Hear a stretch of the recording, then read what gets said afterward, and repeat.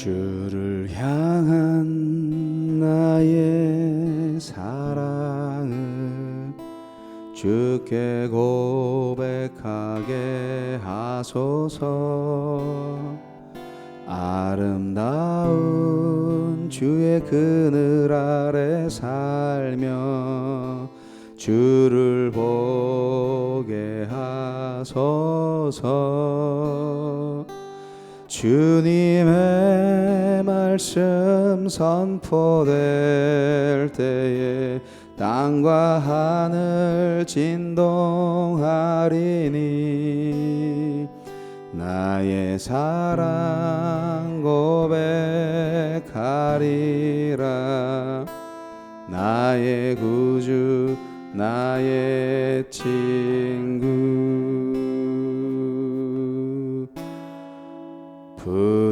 부드러운 주의 속삭임 나의 이름을 부르시네. 주의 능력 주의 영광을 보이사 성령을 부소서. 메마른 곳 거룩해지도록 내가 주를 찾게 하소서. 내 모든 것 주께 드리리. 나의 구주 나의 친구. 온 마음으로 주를 바라며 나의 사랑 고백하리라.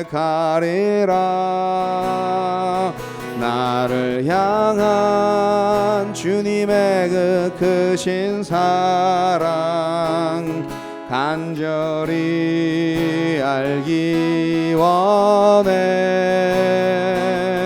주의 은혜로 용서하시고 나를 자녀 삼아 주셨네. 나의 사랑 고백하리라. 나의 구주 나의 친구.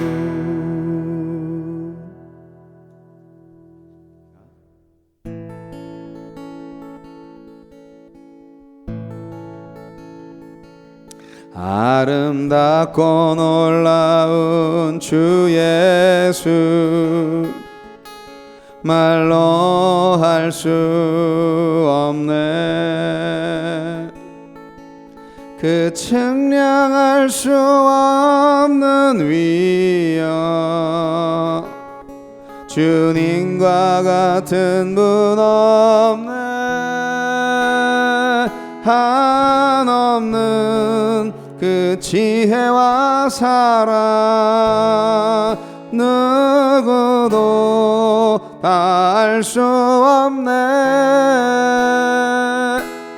아름답고 놀라운 주 예수 보좌에 앉으셨네. 주님 앞에 내가 서 있네. 주 앞에 내가 서 있네. 주는 거룩하신 하나님 그 앞에 서 있네. 그날에 주님 앞에 내가 서 있네. 주 앞에 내가 서 있네. 주는 거룩하신 하나님 그 앞에 서 있네.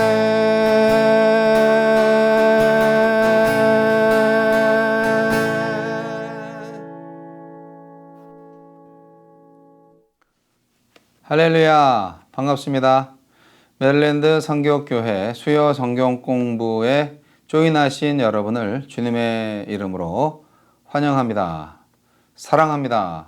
축복합니다. 오늘은 내비게이터 출판사 그리스도인의 생활연구 소망의 생활 제7권 Studies in Christian Living 7권의 4과 데살로니가 전서 4장입니다. 제가 해드릴 수 있는 것은 데살로니가 전서 4장에 대한 전체적인 개요와 메시지가 되겠죠.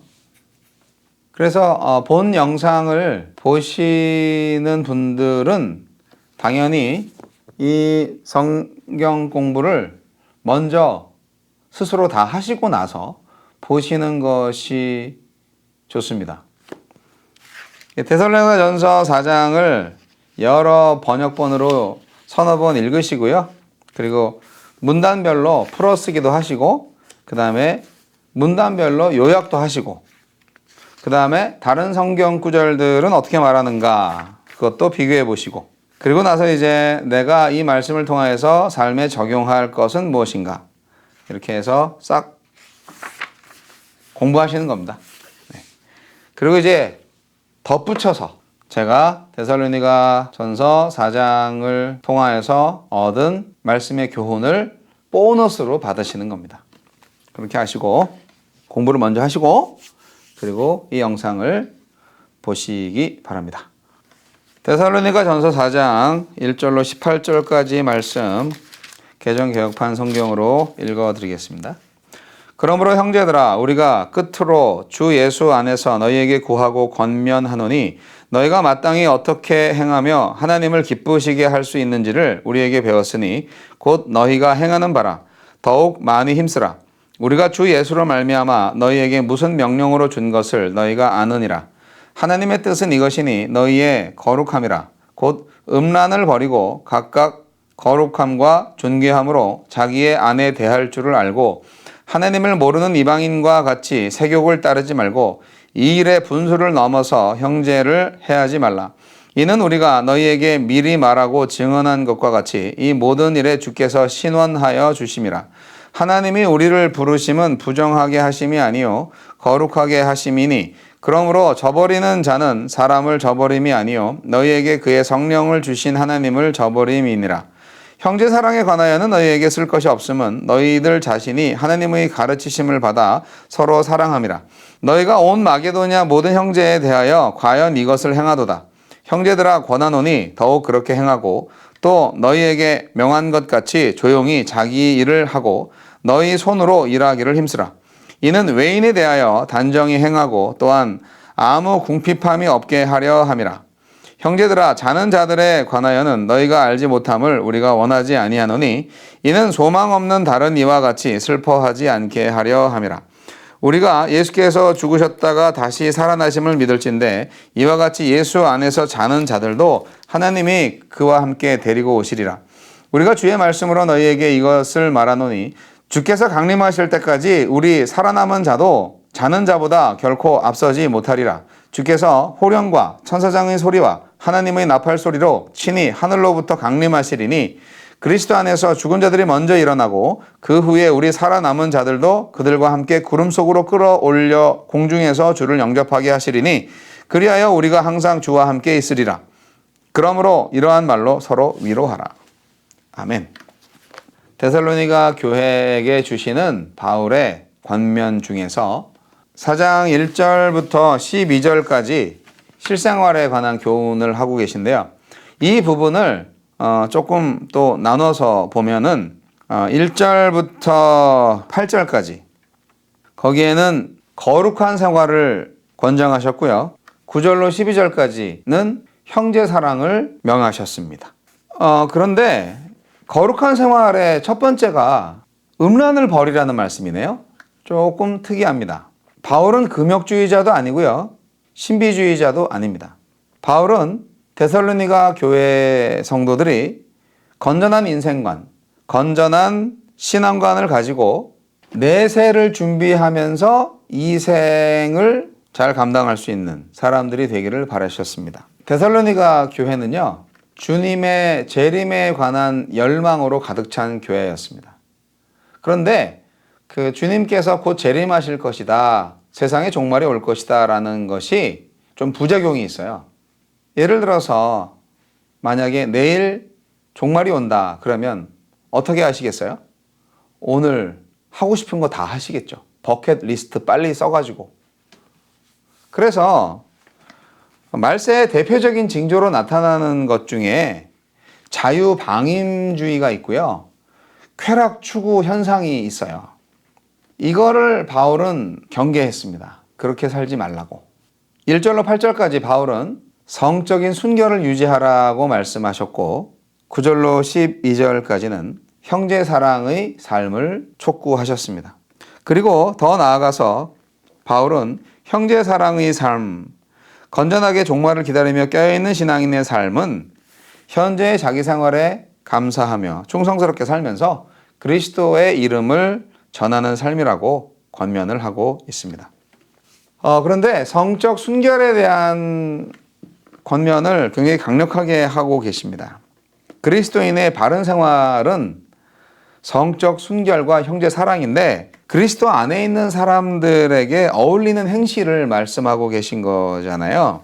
그리스도인의 바른 삶에 대한 일반적인 권고는 행함으로써 하나님을 기쁘시게 하라, 더욱 넘치게 하라는 것입니다.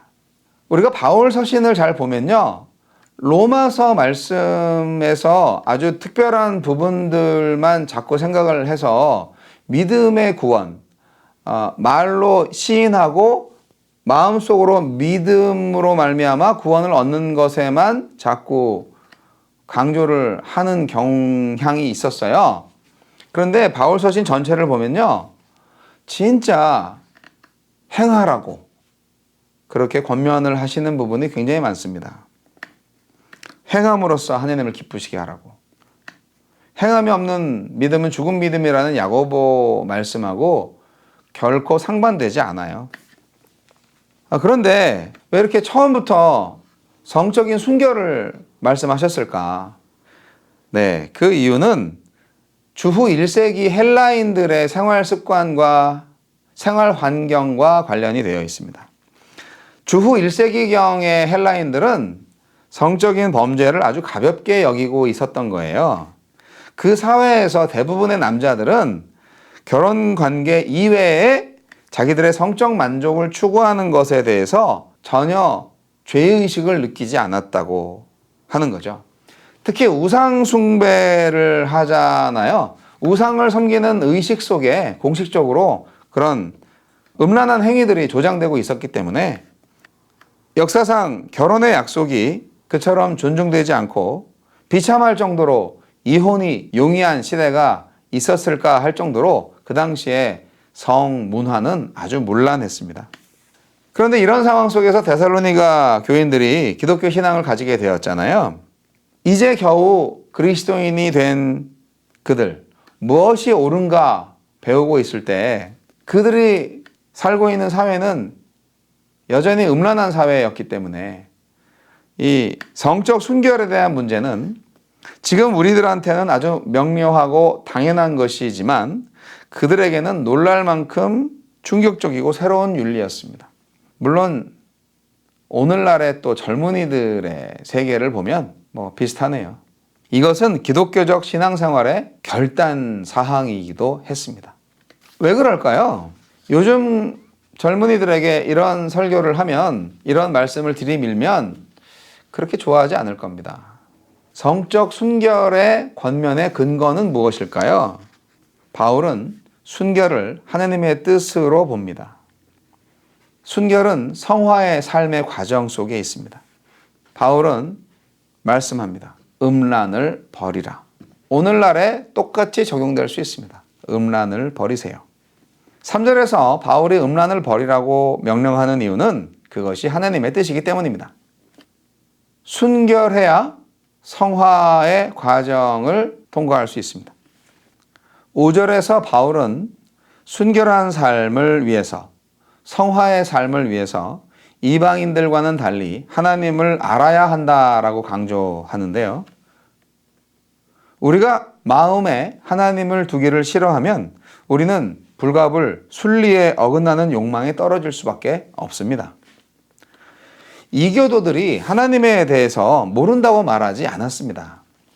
그들이 음란한 행위를 하는 이유는요, 하나님에 관해서 몰라서가 아니에요.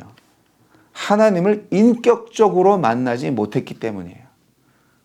그것은 그리스도인들에게도 똑같이 적용될 수 있는 부분입니다. 사람이 예수 그리스도를 믿어서 하나님을 알게 되면 성에 대한 태도 역시 변화될 뿐 아니라 이전에는 경험하지 못했던 능력을 가지고 성적 유혹에 대처할 수 있습니다. 따라서 하나님을 아는 것이야말로 거룩한 삶을 사는데 기초가 되고 하나님과 살아있는 관계를 유지하는 것이야말로 하나님 앞에서 청결한 삶을 사는데 필수적인 것입니다. 성도가 순결해야 할 이유는요, 그리스도인의 삶의 전체적인 성격에 있습니다. 거룩하게 하시기 위해서 하나님은 신자들을 불렀다고 말씀하십니다. 그리고요, 성도가 순결해야 할 이유는 또 있어요. 부정한 거는요, 성령을 대적하는 일이에요. 바울은 하나님을 성령을 주신 분이라고 말씀하십니다. 부정을 자행하는 사람은 단지 인간의 규율을 범하는 게 아니고 과거 어떤 때에 성령을 주셨던, 성령의 은사를 주셨던 하나님을 대적하는 게 아니고요, 현재 그 조건 속에서 성령을 끊임없이 주시는 하나님에 대해서 죄를 짓고 있는 것이다. 그렇게 말씀하는 것입니다.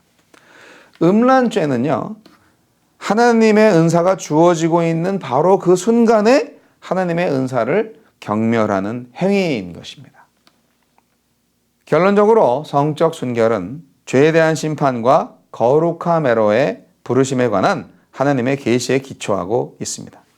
성적 순결은 기본적인 교리를 실생활에 적용한 겁니다.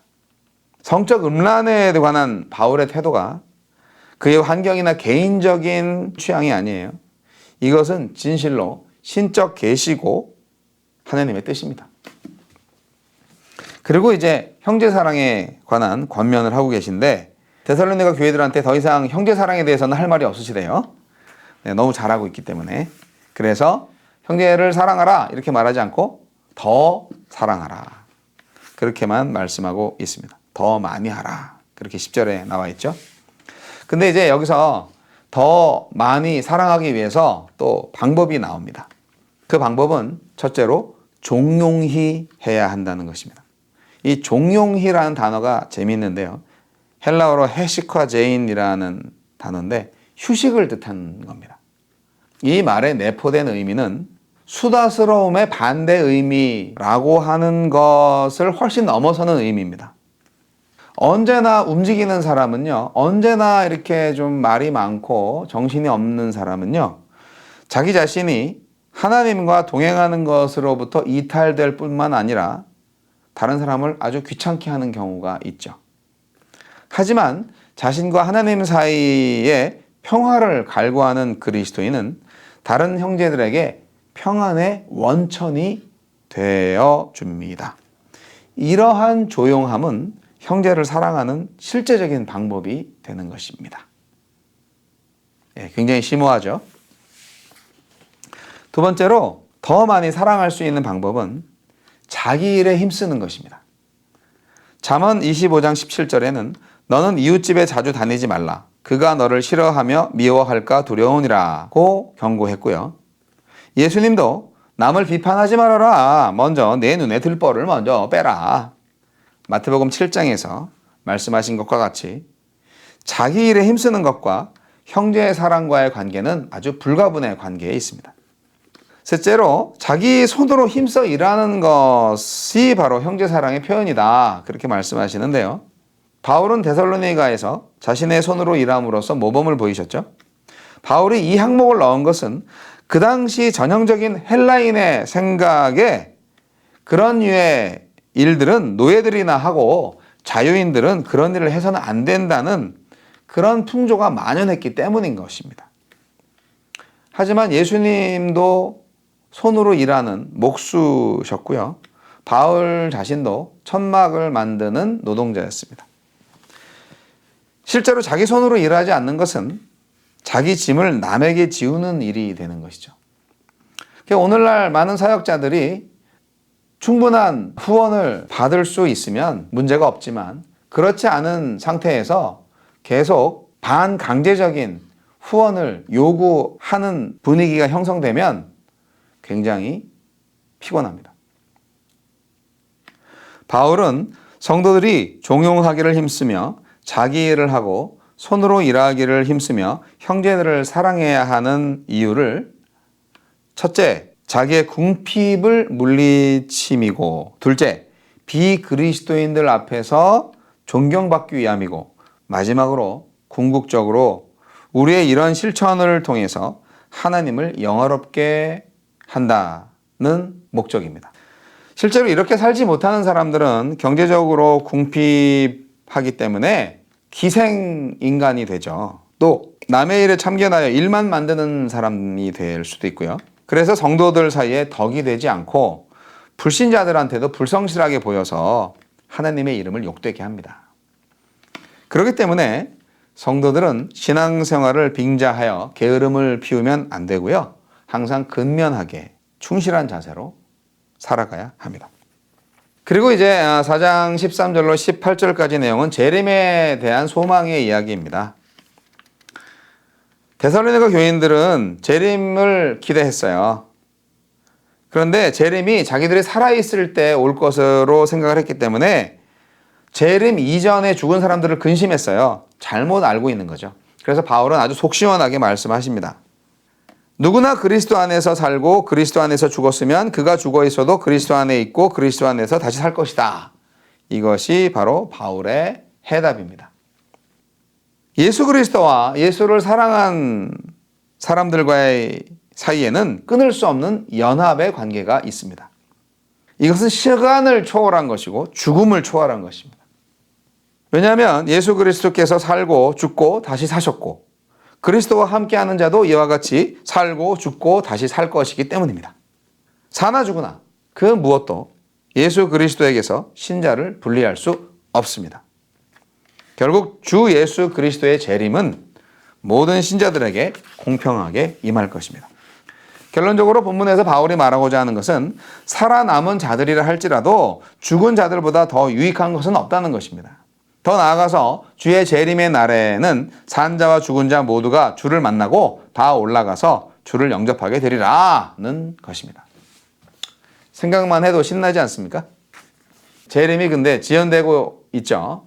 하지만 1세기보다는 조금 더 가까워진 것은 사실입니다. 언제 오실지 모릅니다.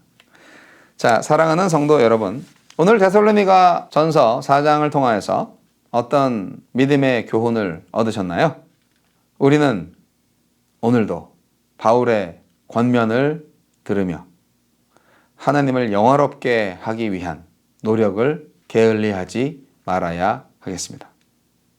여러분 오늘도 수고하셨습니다. 감사합니다.